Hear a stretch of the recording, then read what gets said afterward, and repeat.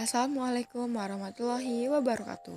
Halo, saya Nifa Anggreni nomor absen 03 dari kelas 12 KBC SMA Negeri 2 Kalianda.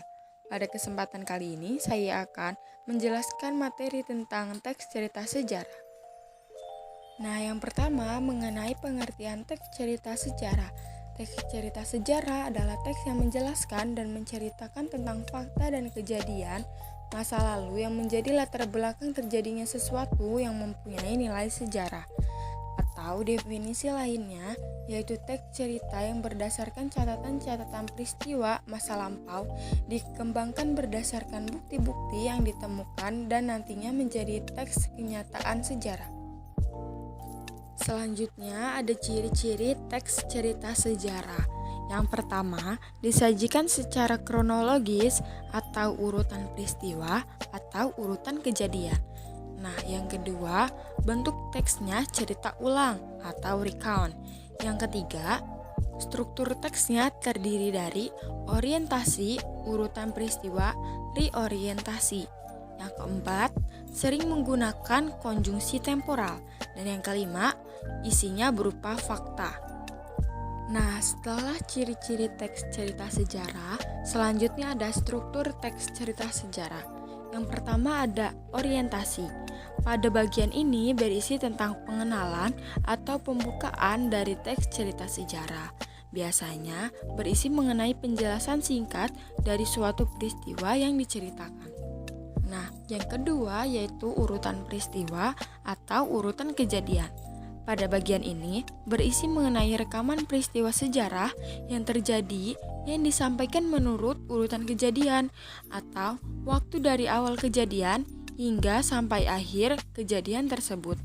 Bagian ini merupakan bagian pokok dari teks cerita sejarah yang biasanya dituliskan secara rinci dan mendetail sehingga para pembaca akan lebih memahami hal apa yang sebenarnya terjadi pada masa lalu.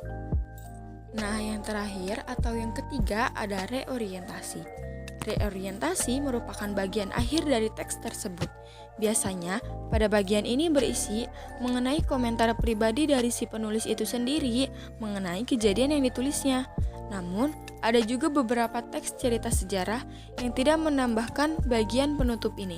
Itu sah-sah saja karena bagian ini hanya sebagai opsi atau pilihan saja.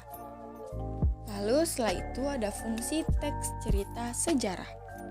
Fungsi teks cerita sejarah ada 4, antara lain fungsi reaktif, fungsi inspiratif, fungsi instruktif, dan fungsi edukatif. Yang pertama, fungsi reaktif, yaitu memberikan rasa gembira dan senang kepada pembaca. Yang kedua, fungsi inspiratif. Fungsi inspiratif memberikan inspirasi, imajinasi, dan kreativitas untuk keberlangsungan hidup berbangsa dan bernegara untuk lebih baik lagi. Lalu, yang ketiga ada fungsi instruktif, sebagai alat bantu dalam pembelajaran. Nah, yang terakhir, fungsi edukatif, dapat dijadikan petunjuk dan pelajaran kehidupan bagi manusia dalam berperilaku. Selanjutnya ada kaidah kebahasaan. Nah, teks cerita sejarah juga mempunyai kaidah kebahasaan, antara lain yang pertama memakai pronomina, yang kedua memakai frasa adverbia, yang ketiga memakai verba material, yang keempat memakai konjungsi temporal, dan yang terakhir memakai kalimat majemuk. Nah, yang pertama tadi memakai pronomina atau kata ganti. Pronomina merupakan kata yang digunakan untuk menggantikan benda dan menamai seseorang atau sesuatu secara tidak langsung. Yang pertama, kata ganti orang pertama tunggal. Misalnya, saya, aku, beta, sahaya. Yang kedua, kata ganti orang pertama jamak. Misalnya, kami, kita. Yang ketiga, kata ganti orang kedua tunggal. Misalnya, kamu, engkau, kau, anda, dikau. Yang keempat, diganti orang kedua jamak, misalnya kalian. Nah, yang kelima, kata ganti orang ketiga tunggal, misalnya dia, ia, beliau. Dan yang keenam, yang terakhir, kata ganti orang ketiga jamak, misalnya mereka. Selanjutnya, yang kedua memakai frasa adverbia. Frasa adverbia merupakan kata yang menunjukkan kejadian atau peristiwa, waktu, dan tempat. Frasa juga memiliki inti utama yang disebut unsur utama dan unsur atributif. Unsur utama yaitu suatu unsur yang menjadi pokok utamanya dan disebut dengan istilah diterangkan. Unsur atributif yaitu suatu unsur yang menjadi unsur penjelas yang disebut dengan menerangkan. Contohnya seperti hidung mancung. Nah, hidung itu merupakan unsur yang diterangkan dan mancung adalah unsur yang menerangkan. Nah, selanjutnya yang ketiga tadi menggunakan verba material. Verba material adalah kata yang digunakan untuk menunjukkan suatu aktivitas yang menggunakan fisik dalam melakukannya, misalnya membaca, melempar, mendorong, dan lain sebagainya. Nah, untuk yang keempat yaitu konjungsi temporal atau kata sambung waktu. Konjungsi temporal itu berguna untuk menata urutan-urutan peristiwa yang diceritakan. Teks cerita sejarah banyak memanfaatkan konjungsi atau kata penghubung temporal. Contohnya yaitu kemudian, setelah, lalu, dan lain-lain. Nah, untuk yang terakhir tadi yaitu kalimat majemuk. Kalimat majemuk merupakan kalimat yang terdiri atas dua kalimat atau lebih yang digabungkan menjadi satu kalimat. Contoh kalimatnya yaitu, pada akhirnya Belanda mengakui kedaulatan Indonesia dalam konferensi yang diadakan di Den Haag.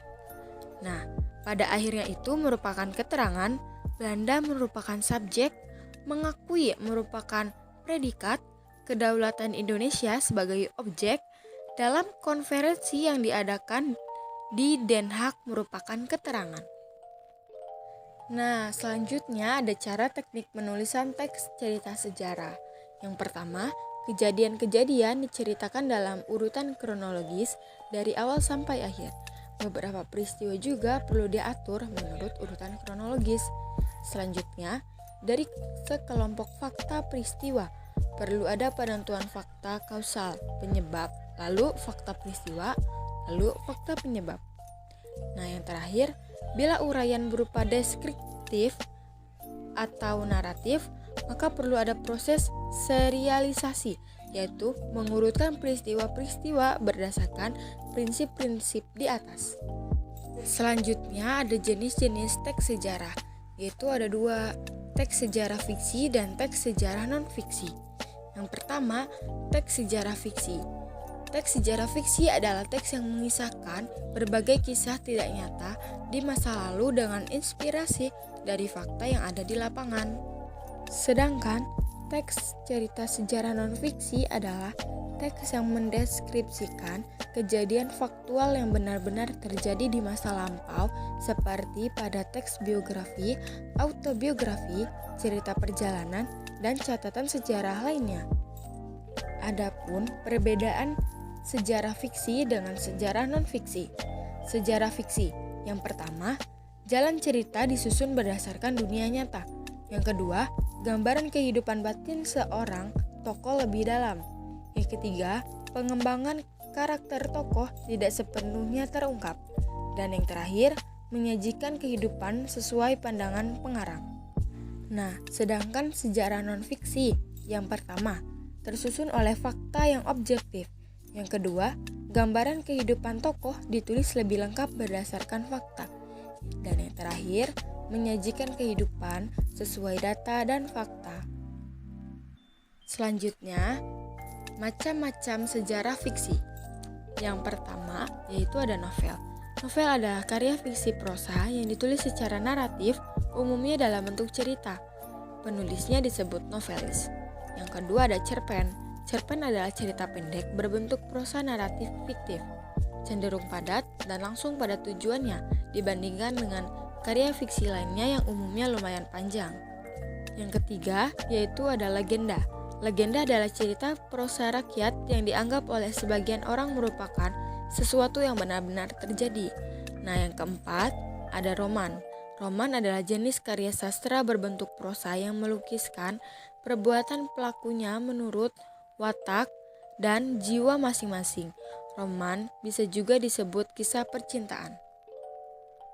Nah, sekarang macam-macam sejarah non-fiksi. Yang pertama ada biografi.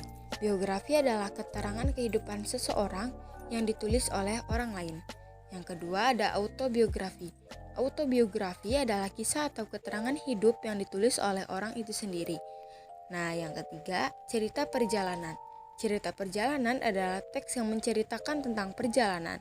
Dan yang terakhir yaitu catatan sejarah. Catatan sejarah adalah teks yang menceritakan fakta atau kejadian masa lalu yang menjadi latar belakang sesuatu yang mempunyai nilai sejarah. Selanjutnya ada unsur teks cerita sejarah. Unsur teks cerita sejarah terbagi menjadi dua, yaitu unsur intrinsik teks cerita sejarah dan unsur ekstrinsik teks cerita sejarah. Nah, yang pertama yaitu unsur intrinsik teks cerita sejarah. Unsur ini ada dalam komposisi di cerita tersebut. Unsur inilah yang membangun cerita sejarah dari dalam. Unsur intrinsik di dalamnya termasuk 1. Tema cerita, 2. Plot cerita, 3. Penokohan atau pelukisan watak dan kehidupan tokoh-tokoh. Yang keempat, sudut pandang penulis. Dan yang kelima yaitu latar, gambaran tempat, waktu, dan suasana di mana tokoh tersebut hidup. Lalu yang kedua, unsur ekstrinsik teks cerita sejarah. Unsur ini ada di luar karya sastra. Unsur ini memang tidak berada langsung dan membangun sebuah cerita sejarah dari dalam, tapi keberadaannya turut mempengaruhi terciptanya sebuah karya. Nah, berikut merupakan contoh teks cerita sejarah.